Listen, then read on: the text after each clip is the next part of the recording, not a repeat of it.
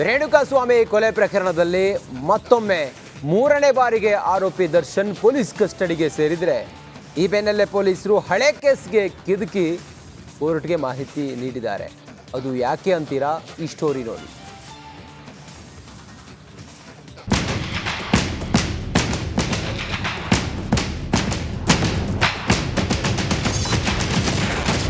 ಕೊಲೆ ಕೇಸ್ ಜೊತೆಗೆ ದರ್ಶನ್ ಹಳೆ ಕೇಸ್ ಕುಣಿಕೆ.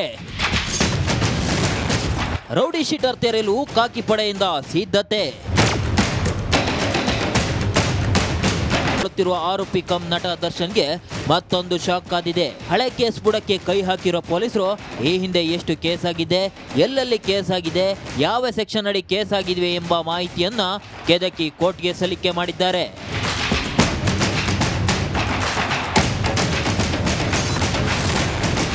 ದರ್ಶನ್ ಲಿಸ್ಟ್ನಲ್ಲಿ ಯಾವೆಲ್ಲ ಕೇಸ್? ದರ್ಶನ್ ವಿರುದ್ಧ ದಾಖಲಾಗಿರುವ 3 ಕೇಸ್ಗಳ ಬಗ್ಗೆ ಈ ವರದಿಯಲ್ಲಿ ಉಲ್ಲೇಖ ಮಾಡಲಾಗಿದೆ.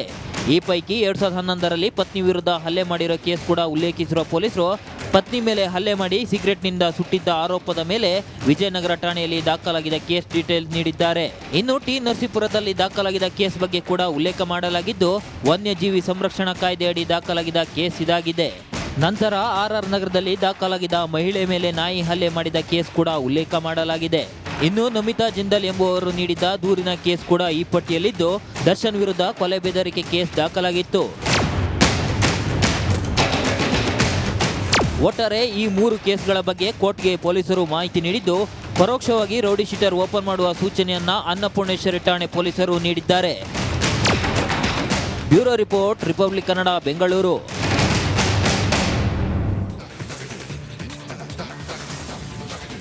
ದರ್ಶನ್ ಕೊಲೆ ಕೇಸನ್ನ ನಡಿ ಈಗ ಶುರು ಮಾಡೋಣ. ಕೇಸರಿಯಿಂದ ಮನೋಲ್ಲಾಸ ಮನಸ್ಸು ಮತ್ತೇರಿ ಕುಣಿದಾಡಿದೆ ನೋಡು, ಮನಸ್ಸು ಮತ್ತೇರಿ ಕುಣಿದಾಡಿದೆ ನೋಡು. ಕ್ಷಣ ಕ್ಷಣವೂ ಆಚರಿಸಿ ಕೇಸರಿ ಹಬ್ಬ.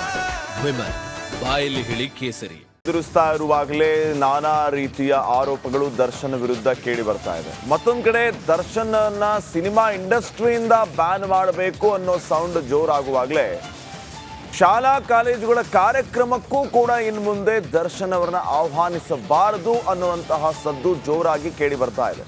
ಖಾಸಗಿ ಶಿಕ್ಷಣ ಸಂಸ್ಥೆಗಳು ಈ ರೀತಿಯ ನಿರ್ಧಾರಕ್ಕೆ ಬಂದಿವೆ. ಮಾದರಿಯಾಗುವಂತಹ ವ್ಯಕ್ತಿಯನ್ನ ಕಾರ್ಯಕ್ರಮಕ್ಕೆ ಕರಿತೀವಿ ಹೊರತಾಗಿ ಕಟಕರನ್ನಲ್ಲ ಅಂತ ಒಂದು ಖಡಕ್ ಸಂದೇಶವನ್ನು ಕೊಟ್ಟಿದ್ದಾರೆ. ಈ ಬಗ್ಗೆ ಒಂದು ವರದಿದೆ, ಬನ್ನಿ ನೋಡೋಣ.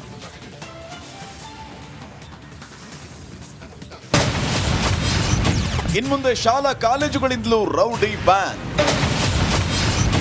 ವಿದ್ಯಾಸಂಸ್ಥೆಗಳ ಕಾರ್ಯಕ್ರಮಕ್ಕೆ ಬರುವಂತಿಲ್ಲ ದರ್ಶನ್.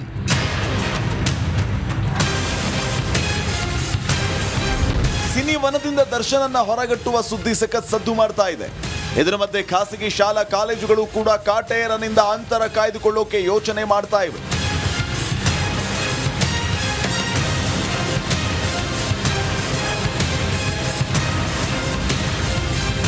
ಹೌದು, ವಿದ್ಯಾರ್ಥಿಗಳಿಗೆ ಆದರ್ಶವಾಗಲಿ, ರೋಲ್ ಮಾಡೆಲ್ ಆಗಲಿ ಅಂತ ಖ್ಯಾತ ನಟ ನಟಿಯರನ್ನ ಶಾಲಾ ಕಾಲೇಜುಗಳಿಗೆ ಅತಿಥಿಯಾಗಿ ಆಹ್ವಾನಿಸಲಾಗುತ್ತೆ.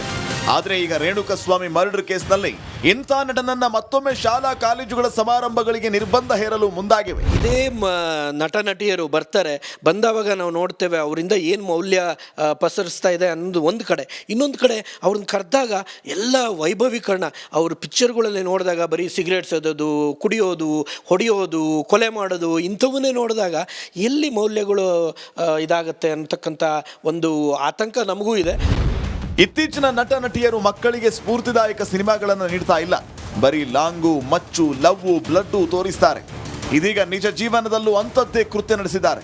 ಇಂಥವರನ್ನ ಕರೆಸಿ ಮಕ್ಕಳಿಗೆ ನಾವು ಏನಂತ ಹೇಳಬೇಕು ಅಂತ ಕ್ಯಾಂಪ್ಸ್ ಶಾಲಾ ಸಂಘಟನೆ ಅಸಮಾಧಾನ ಹೊರಹಾಕಿದೆ. ಖಂಡಿತವಾಗ್ಲೂ ಶಾಲೆಗಳಿಗೆ ಸಲಹೆ ಕೊಡ್ತೇವೆ, ಯಾರು ಅಪರಾಧ ಮನೋಭಾವದಲ್ಲಿದ್ದಾರೆ ಅಂಥವ್ರನ್ನ ಆದಷ್ಟು ಅವಾಯ್ಡ್ ಮಾಡಿ, ಅಂಥವ್ರನ್ನ ಕರೆದು ಅಂಥವ್ರ ಮುಖಾಂತರ ಮೌಲ್ಯವನ್ನು ವಿಸ್ತರಿಸೋದು ಬೇಡ ಅನ್ನತಕ್ಕಂಥ ಒಂದು ಮನವಿಯನ್ನು ನಾವು ಶಾಲೆಯ ಮುಖ್ಯಸ್ಥರಿಗೆ ಮಾಡ್ತೇವೆ. ಒಂದು ಕಾಲದಲ್ಲಿ ಡಾಕ್ಟರ್ ರಾಜ್ಕುಮಾರ್, ವಿಷ್ಣುವರ್ಧನ್ ಮಕ್ಕಳಿಗೆ ಮೌಲ್ಯ ತುಂಬುತ್ತಿದ್ರು.